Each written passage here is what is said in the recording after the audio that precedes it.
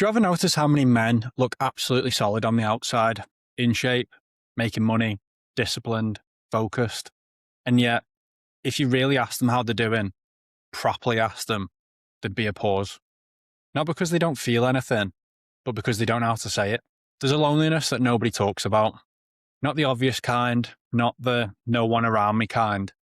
The kind where you're surrounded by people, but there isn't a single person that you could call at 2 a.m. The kind where you're respected, but not actually known. We've built a generation of capable men, men who can graft, men who can train, men who can provide, but we never taught them how to connect. From being boys, most of us were rewarded for performance, not vulnerability. You cry, man up. You struggle, deal with it. You feel lost, sort yourself out. So what do men do? We get better at performing, we build the body, we build the business, we build the image, but we don't build the tribe. And the mad thing is, the stronger you look, the less people check in on you. When you're the reliable one, when you're the disciplined one, when you're the one giving advice, who checks on you? There's a silent pressure that comes with being the strong one. You don't want to burden anyone. You don't want to look soft. You don't want to drop the mask. So you don't. And months go by, maybe years. You've got gym mates, workmates, people you nod at, people you joke with, but not many that you can sit across from and say, I'm not all right. This episode isn't about weakness. It's about strength done properly, because connection isn't soft. It's not feminine. It's not dramatic. It's human. And if you're a man who feels like you're carrying things quietly, or you've built success, but it still feels a bit empty, this one's for you. Let's talk about the loneliness nobody talks about.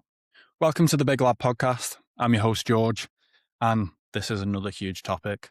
So let's jump straight in. How many lads do you know who look like they've got it all together, but don't have a single person that they could call at 2 a.m.? There's a loneliness epidemic, and nobody's talking about how it's hitting men. Men don't lack ambition, they lack connection. Why do men struggle to open up? Because men aren't emotionless, they're just a little bit untrained.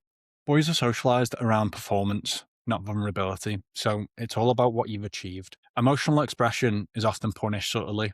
Man up, don't be soft. So men stop expressing their emotions because it only comes back with negativity. There's no support there. It's, you're a man, just get on with it. Like I mentioned, men aren't emotionless. They still deal with things. And with suicide being one of the leading causes of death in men under 50, we're not going to get any further if men can't express their emotions, because we're not going to be able to deal with the root cause of it. We're not going to be able to improve. We're not going to be able to stop this from happening as often as it does, because it is a huge problem, especially in the UK at the moment. Not only do we get negativity when we do express our emotions, we're also not very good at it. We don't necessarily have the vocabulary to explain what we feel. Vulnerability feels and looks like a weakness because status matters within male hierarchies. So if you do start expressing vulnerability, it goes back, I guess, to things like the caveman days where it was the biggest, strongest guys that were top of the food chain. And in all sort of movies, books, from when you were growing up, it was these big guys that were the top guy. And if you started sort of expressing any vulnerability, then you were further down the list. Studies also show that men have fewer close friendships than women. And in many Western countries, like I mentioned, suicide rates are significantly higher in men than they are women. That is also not to say that we shouldn't focus on why women are committing suicide. I'm purely speaking from a male perspective because it's a perspective I can give. By focusing on why men are committing suicide does not take away from the focus on women as well. That is a very important thing. I'm not saying we should divert our focus. I'm just saying there needs to be more on why men are doing it. And men are less likely to seek therapy or mental health support.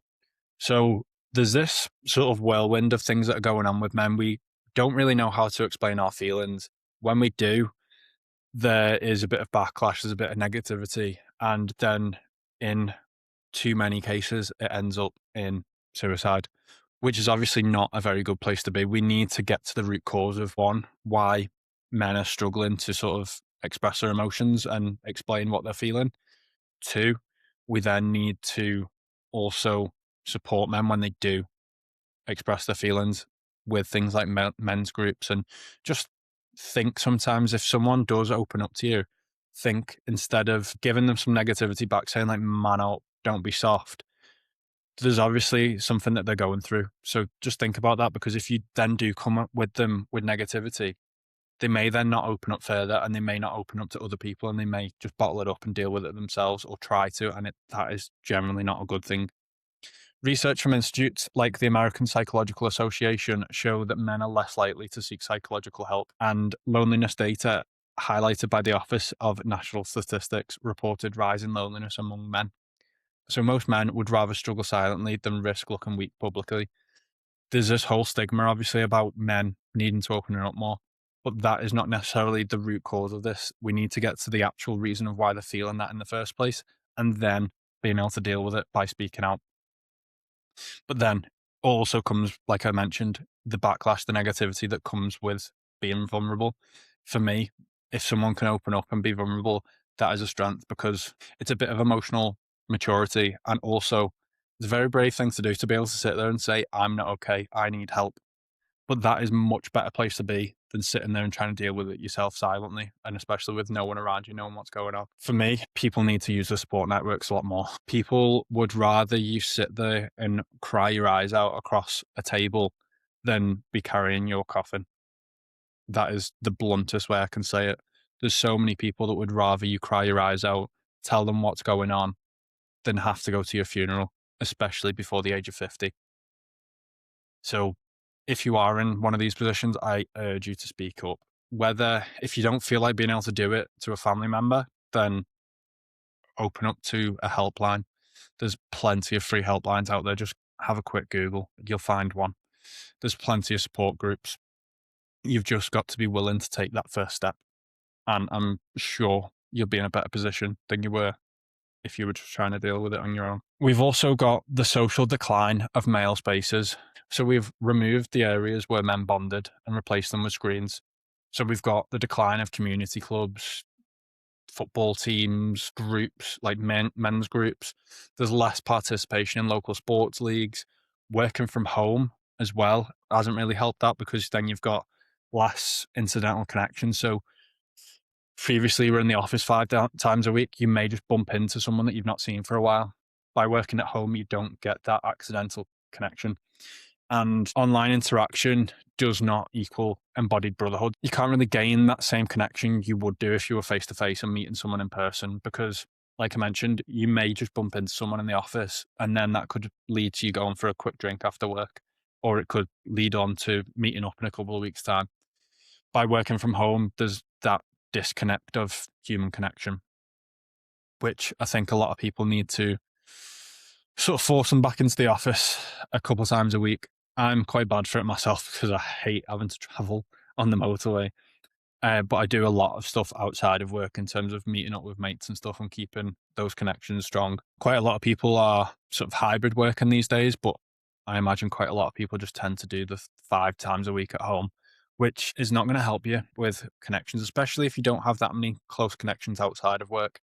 Quite a lot of people rely on workplace connections. Historically, men have bonded through shared struggle, physical activity, building things, and protecting and competing.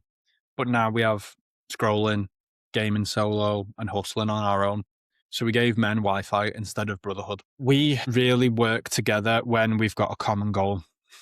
Going back to like sports, so football, rugby, really close, intertwined relationships with people, because every week you've got a training session and you've got a game.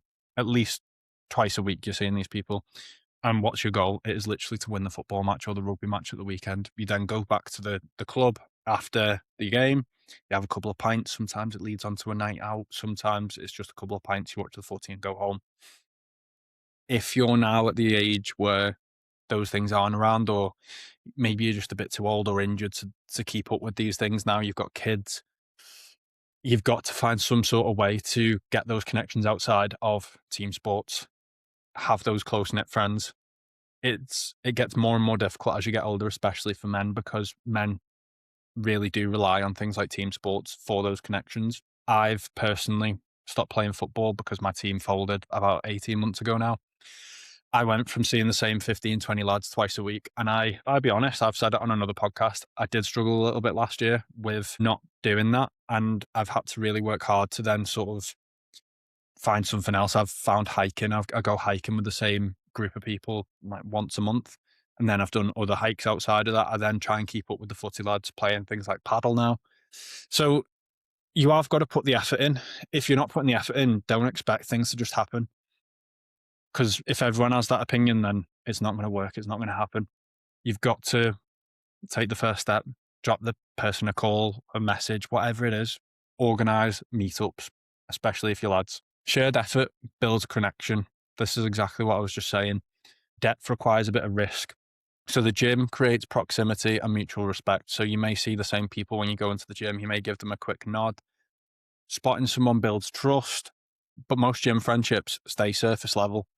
You don't really go into more personal stuff. It's just how many sets have you got left, sort of what you're doing. And how many lads do you train with that you've never had a real conversation with? So a gym mate, you might just say, how many sets? Whereas a real mate, you say, how are you actually doing? You sort of chip away at the levels of actual human connection instead of the surface level stuff with a gym friend. Environment does not equal intimacy. So you still have to choose vulnerability. If you want to create genuine connections, you have to take a risk and be a little bit vulnerable and get beyond those surface level conversations. Achievement without connection feels empty.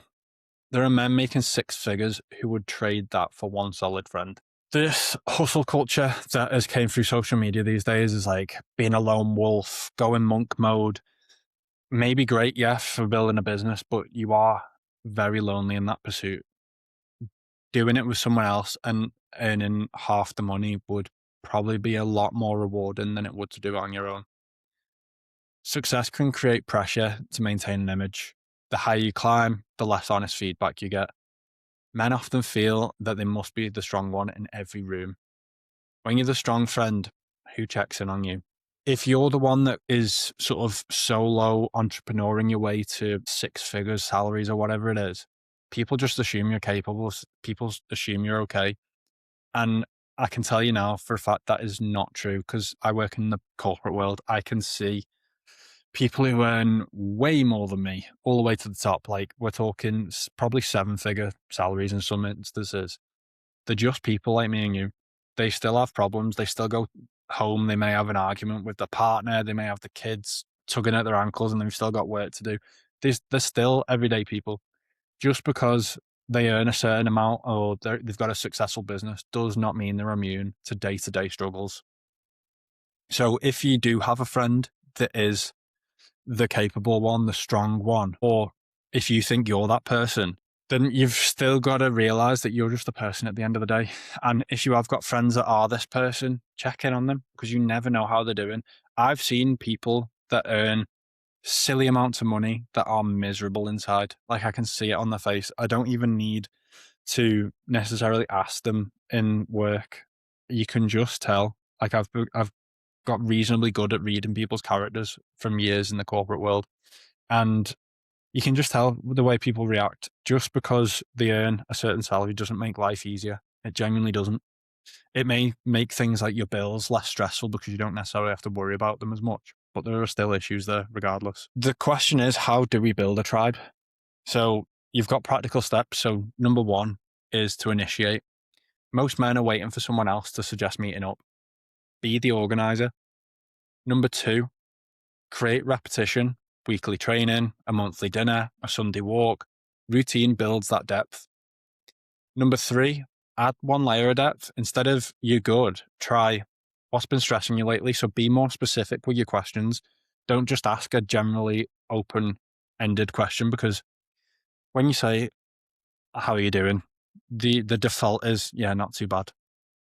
But in reality, you could be really good or you could be really bad. You've got to add that next layer of complexity and depth to that question as what's been stressing you lately, because then that gives you a more direct question to get a more direct answer. 4, shared challenge. Sign up for something hard, physical or a business goal. So you may want to do a half marathon. Text your mate, say, fancy doing this. And then you've got a shared goal that you're training towards. You can then book in training sessions around that. You can train together towards it, push each other a little bit. A little bit of healthy competition is always good. If you don't build your tribe on purpose, you'll drift alone by accident. Don't expect someone else to do it. Go and be that person that organizes it. And this all results in connection. Connection isn't soft, it's strength. This is what it all builds up to. Having connections strengthens you as a person because you have that circle of people that you can go to, especially if you're struggling. You have a nice, close network of people. Strong social ties correlate with lower stress and better health outcomes. Emotional support improves resilience. Athletes perform better in cohesive teams. So when you've got that strong team around you, you generally perform better. Harvard University's long-running development study shows strong relationships predict long-term well-being. You don't need more followers. You need more brothers. Success feels better when someone's in the stands. If you found this episode helps, please share it with a friend because it may help them too. If you've enjoyed this episode, drop it a like. If you're new, subscribe, and I'll see you in the next one.